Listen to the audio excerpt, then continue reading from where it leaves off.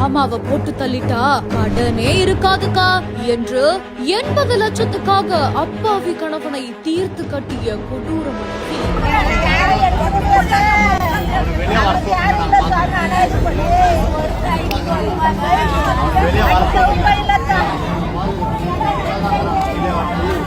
கணவன் பெயரில் தம்பிக்காக லட்சங்களை அள்ளி கொடுத்த பாசக்கார அக்கா. மாதம் மாதம் தவணை கட்ட முடியாமல் அக்கா தம்பி போட்ட கொடூர திட்டம். என்ன நடந்தது விரிவாக காணலாம்.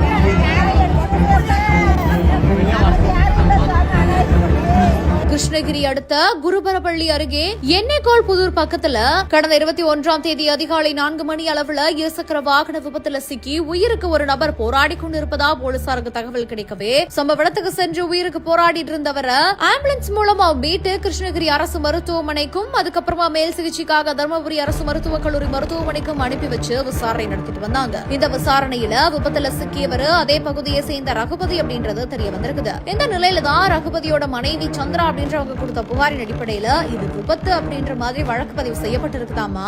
அதுக்கப்புறமா ரகுபதியோட உறவினர்கள் மருத்துவமனை வாசல்ல யார் இவரை அடிச்சு போட்டது, விபத்தை ஏற்படுத்திட்டு சென்ற வாகனத்தை ஏன் இன்னும் கண்டுபிடிக்காம இருக்கீங்க அப்படின்ற மாதிரியா கேட்கும் பொழுது விபத்தை ஏற்படுத்திய காரை நாங்க கண்டுபிடிச்சிட்டோம், அந்த காரை ராஜா அப்படின்றவர் தான் ஓட்டிட்டு வந்திருக்காராமா அப்படின்னு தெரிய வருது. ராஜா அப்படின்றவர் வேற யாரும் கிடையாது, ரகுபதியோட மனைவியோட தம்பி தான் அப்படின்றது தெரிய வருது. உடனடியா ரகுபதியோட மனைவி சந்திராவையும் அவங்களோட தம்பியான ராஜாவையும் அழைத்து விசாரணை செய்ததுல போலீசாருக்கு பல திடுக்கிடும் தகவல்கள் கிடைத்திருக்குது. அதாவது சந்திராவோட தம்பியான ராஜாவுக்கு டீச்சர் லாரி வாகனம் ஒண்ணு வாங்கணும் அப்படின்னு சொல்லிட்டு அதற்காக தன்னோட அக்கா கிட்ட கடன் கேட்டிருக்காங்களாமா.